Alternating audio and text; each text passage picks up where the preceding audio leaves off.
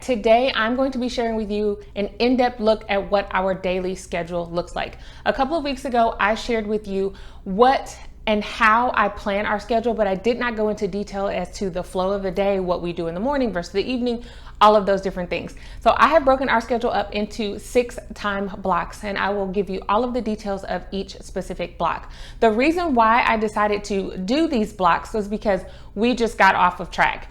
Like, not down these rabbit holes that were great for learning and child-led learning type of track, but like off track, like, oh, it's already lunchtime and we've only completed 2 subjects type of track. We need a guide. That's just our family. I know that some people do not like specific time frames, and I'll show you the details. I don't necessarily have a time frame for every subject, but we do still have time windows for which we need to get things done. The reason is because we have a lot of activities that go on in the evening, and we just cannot let our day drag on and on and on, because then it just messes up everything in the evening. I will also say that this may not work for your household, and that is okay. What I have done is just kind of put a lot of things together, looked at our daily lives, and come up with these blocks, and it is working for us. So if you're watching multiple videos or getting schedule suggestions from various places, pull together what works for your home. There is an ideal schedule for your home. There is. It just may be a whole bunch of stuff put together to work for you. So remember that while you're watching this video. My first time block is block number 1, and this is from 7 a.m. to 9 a.m. Now, I do have what I would call a block 0, which is my time. This is mama's block from about 5 to 7 a.m. I'll show you guys that in an entirely different video, but I do have my time. So 7 to 9 is our family block. That's when we get up and get things going. The first thing in that block is our morning routine. And this is mainly for my girls because I've already done what I needed to do, but their morning routine. So this is getting up, making their beds, changing their clothes if they need to, straightening up their rooms. Typically, that is it. They don't brush teeth until after breakfast. After that, we move on to things like laundry. If someone needs their laundry started, we go ahead and get that done so that we're not like, oops, we forgot that there are wet clothes in the washing machine at 7 o'clock at night. Doesn't work for us. They also do evening prep. So this evening prep may be that they have basketball or volleyball, gymnastics, soccer. They're getting their bags together. They're putting those bags at the door so that we do not have to rush and worry about that later on. We are also in the kitchen, emptying the dishwasher, prepping for dinner and lunch as well. I am trying to get things prepared for that while we're all in the kitchen working. So someone's on dishwasher duty, someone is on lunch duty, someone is on dinner duty. Baby girl is running around doing her thing. She will help empty the dishwasher as well. This is also the time where we have breakfast and Bible and read alouds. All of that goes into that 7 to 9 a.m. time frame. And it just really helps us to set the tone for the day and get started with our day in an orderly fashion, which is something that we needed. If you ever want to see what our daily routine looks like, make sure you hop over on Instagram, follow us at Life of Tillmans, because I do give more in-depth day-to-day flow over there in the stories as well as posts. So make sure you check us out over there. Block number 2. This is our mid-morning block / core block. This is from 9 a.m. until 11:45, 11:50 a.m. The reason why I call it our core block is because this is where we get in majority of our school time. So spelling, vocabulary, handwriting, grammar, independent reading, literature studies, or writing strands, any of my kindergartners' work, brain breaks. All of that goes into that almost 3-hour time block. I am working with the girls individually. I start off working with my kindergartner, and I do everything that she needs to do, which usually takes us about an hour, maybe an hour and 15 minutes with breaks included.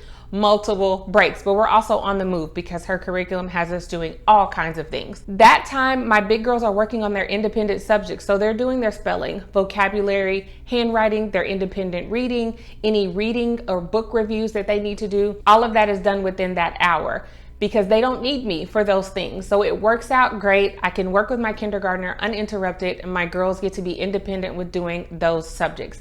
After that, I then start working with my older girls.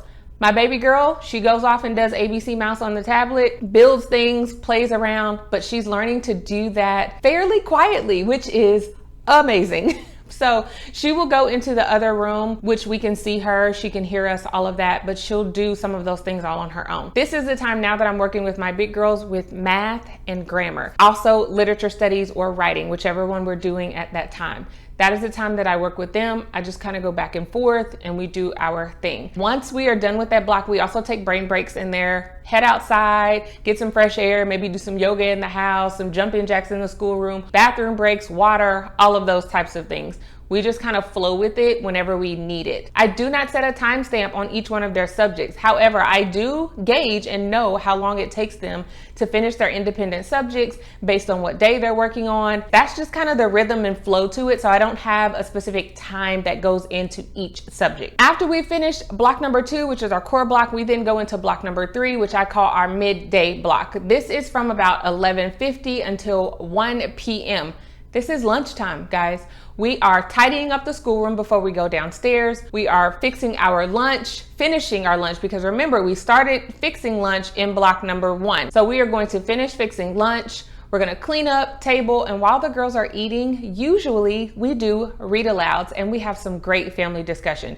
Not even about our read alouds, just generalized discussion. We usually do that first, and then I will go into read alouds. Some of those read alouds are history curriculum, science things that we're working on, just a book that we've been enjoying and wanting to read. That is the time that I get that in, because I don't have to worry about them hopping up, moving around, doing all these different things, because they're eating. So they're chewing, it's quiet, it just works for us. We're done with that by 1 o'clock. We clean up and then we move on to block number 4. Block number 4 is from 1 p.m. until 2:15 p.m. I call this our early afternoon or just afternoon block. This is our family subjects block. Any family subjects that we have going on will be done in this time frame. So we have science, history, Spanish, geography, and the girls' electives, which aren't really family subjects, but it is an opportunity where everyone can go off and do their electives. We spend this hour and 15 minutes, and we go over whatever we're doing. Now, I will tell you that we are not doing science and history every single day. We're also not doing geography every day. I changed my mind on that. So what we are doing is on Mondays and Wednesdays, we are doing history, and then on Tuesdays and Thursdays, we are doing science. Geography is also Thursday and Friday.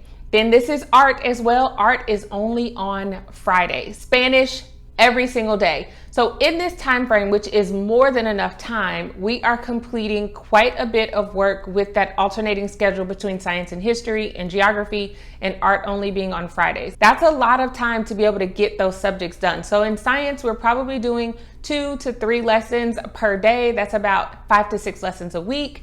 It's the same with our history, and we have a lot of read alouds going on with our history, but we're getting those in with breakfast and read alouds, lunch read alouds, and then we have this family subjects block from 1 to 2:15. But while you're watching this, make sure that you are taking notes of your schedule. What is working for you and how is that flowing? And be sure to subscribe to the channel, because I do monthly updates.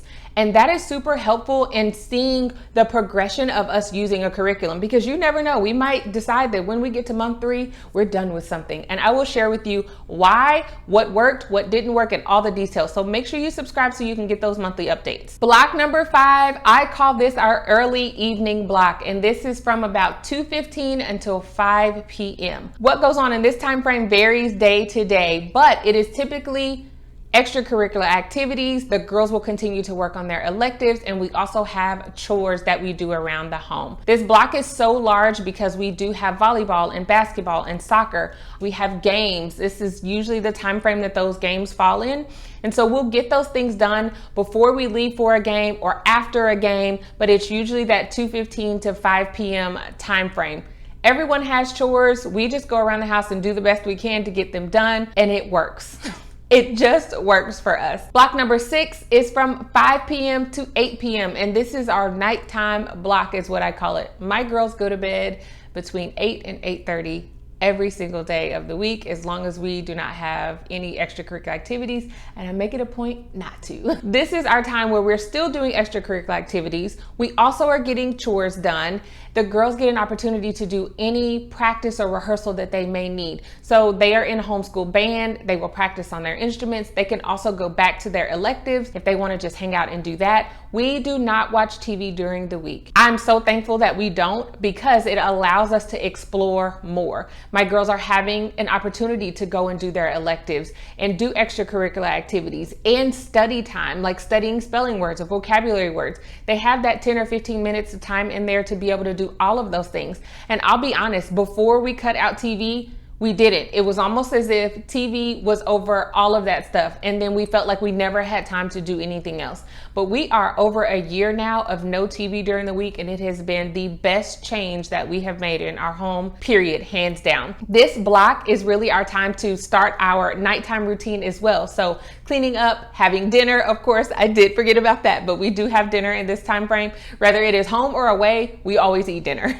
So the girls are doing their nighttime routine, brushing their teeth, tidying up their rooms, and prepping for the next day. If they have sports activities the next day or a game the next evening, they're getting all of their things together so that we don't have to worry about that the next day and have to rush into the next day all the time. This is my time as well, where I am taking time to write down what the girls did that day, look at the plan for the next day or couple of days, so that I'm making sure I stay on track with not a plan for what we're going to complete for curriculum, but just a plan for our daily lives. I'm just refreshing myself every night for what's ahead so that I can be prepared. If you want to see more details about the changes we've made for this school year and the curriculum we've used in case you missed those videos, be sure to check out some of these playlists.